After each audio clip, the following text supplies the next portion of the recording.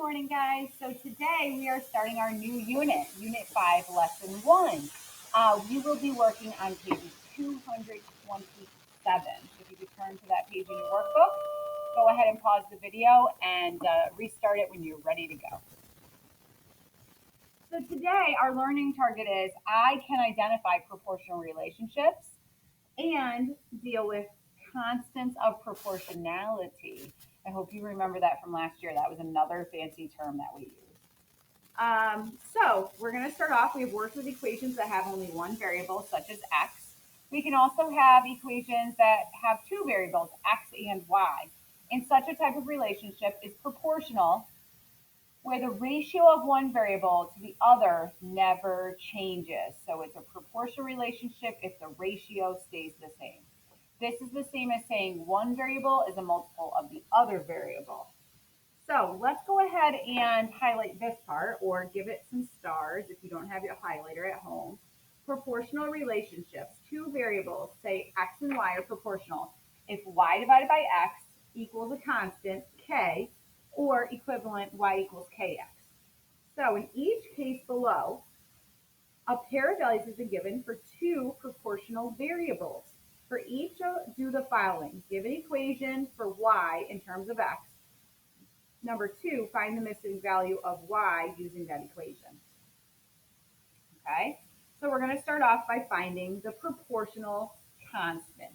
So that's going to be y divided by x. So go ahead and write that down, y divided by x. We're going to plug in 12 divided by 4. So we're just plugging in the values we see here for y and x. And reducing that down, we get 3. Okay, so our k value is 3. So our equation will be y equals 3x. So we put y equals the k value and then x. Hopefully you remember this from 7th grade. Okay, now it wants us to find the missing value of y using the equation. So if we put in x for 4, we would get y equals 3 times 4, so y equals 12. So that's what we're trying to do here for the first part, okay? Now it says, what would y be if x was 2? Up here, we were just proving that we were correct with our proportional constant. So let's plug in 2 now into our equation. Y equals 3x, y equals 3 times 2, so y equals 6. Let's find our constant here. So we have y divided by x. So we have 5 over 10 when we plug in. We can reduce this fraction. We can either enter the fraction into our calculator and hit enter, or we can divide top and bottom by 5 by hand. We get 1/2. So therefore, our equation is y equals 1/2 x. Using that equation, we want to find out what y is if x is 16. So y equals 1/2 times 16. So y equals, well, half of 16 is 8. Y equals 8. Okay, let's do one more example. We have y over x to find our proportional relationship, 10 over 6. If you want to reduce it in your calculator, you would type 10/6 in fraction form, hit enter. And to do it by hand, we would divide top and bottom by 2. We get 5/3. So our equation will be y equals 5/3 x. So again, plugging in for x, we get 5/3 times 9. Entering 5/3 times 9 into our calculator, we get an answer of 15. So y equals 15. So in proportional relationships, the variable y will always be some constant multiple of the variable x. That multiplier k can be positive, negative, integer, or fractional. As we have seen in past lessons, proportional relationships arise often in the real world. LES and Easy are selling cups of lemonade for $3 each. Let the amount of money they make be represented by A, and the number of cups they sell be represented by C. So if the cups equal 0, how much money do they make? $0. If the cups they sell are 8, how much money do they make? Well, what's 8 times 3? 24, $3 a cup. If they sell 15 cups, the amount of money will be $45, 3 times 15. And if they sell 25 cups, the amount of money will be $75, 3 times 25.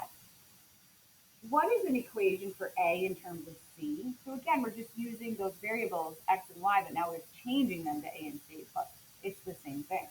So the amount of money was equal to 3 times the amount of cups sold. I know a few of you would tell me that I can also write A equals 3C and be correct without that multiplication sign, so I'll rewrite it that way. For what value of C will A equal $123? Set up and solve an equation. So we'll plug in 123 for A. So that's on the left side of the equation. That's equal to 3C. How will we solve for C? Well, we'll have to undo this multiplication of 3. So divide both sides by 3. C will equal 41. So you must sell 41 cups to make $123. Okay, let's go to the next page. Exercise number 3. The variables X and Y are proportionally related. The table shows the values for one pair of the variables. So right here we see one pair of variables that X is 4 and Y is 6. State an equation for Y in terms of X. So that's our Y equals KX equation. Show how you found your answer. Simplify any fractions in your equation. So what we're going to say here is that to find our K, we do Y divided by X. So that's 6 over 4. Reducing that down, we should get 3 halves. So Y equals 3 halves X. Use your equation from A to find the missing values of Y for the values of X shown. So we want to know if X is 6, what is Y? Y would be 3 halves times 6. If X is 8, what is Y? Y would be 3 halves times 8. Go ahead and type into your calculator what those values are, and we'll share out in a second.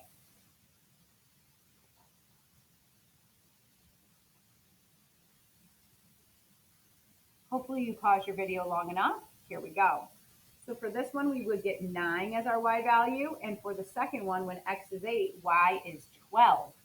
We can place those values into our chart. So when X is 6, Y is 9. When X is 8, Y is 12. Examine the table. Each time X increases by 2, what is the increase in Y? So this adds 2, this adds 3. This adds 2, this adds 3.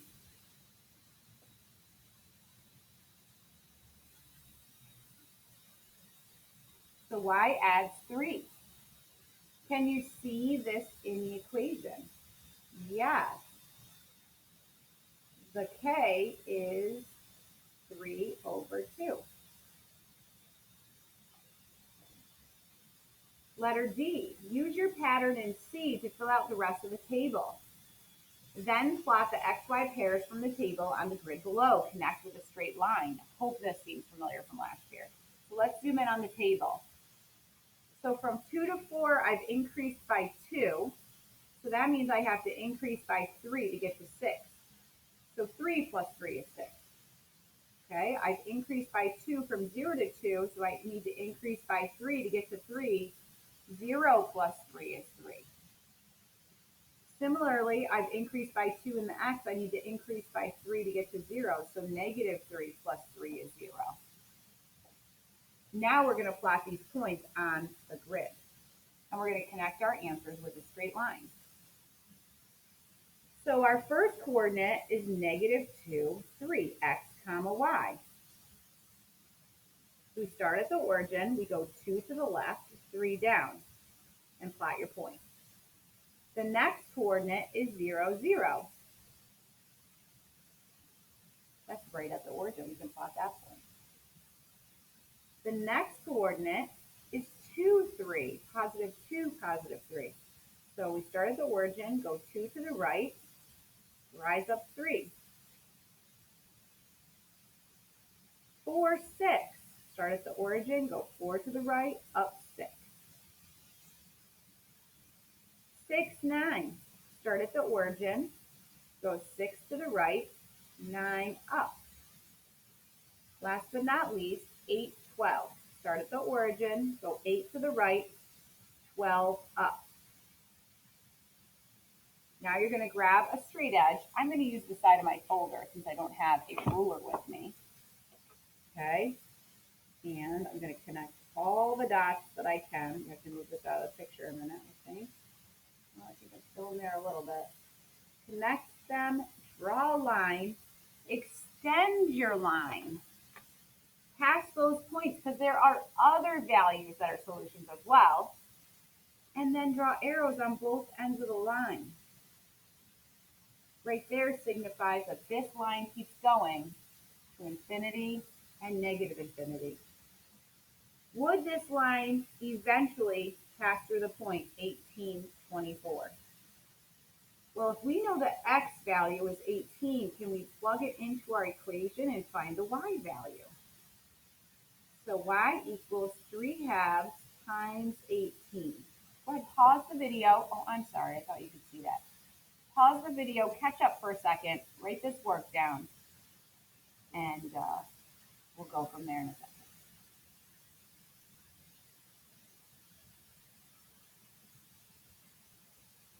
Okay, 3/2 times 18 gives me 27. Is that the output I wanted for y? No, I wanted it to be 24. So no, the line will not pass through 1824.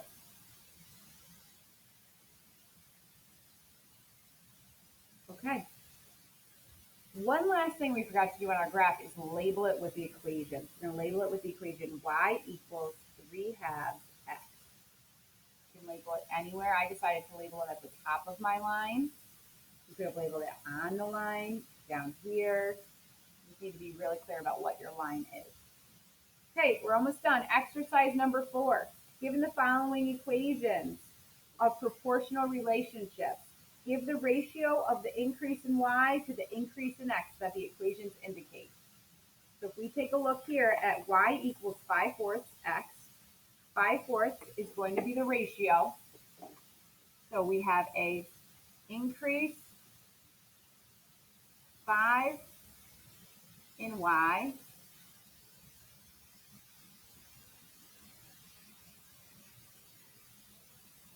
increase 4 in x.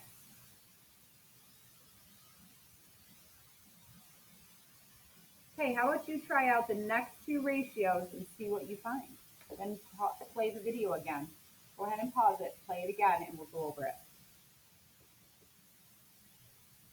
In letter B, y increases 1, x increases 3. In letter C, we have 2/1. So if it's not a fraction, you make it a fraction. And y increases 2, while x increases 1. Okay, we'll see you tomorrow in class, and we'll continue to do examples just like this. Have a good night.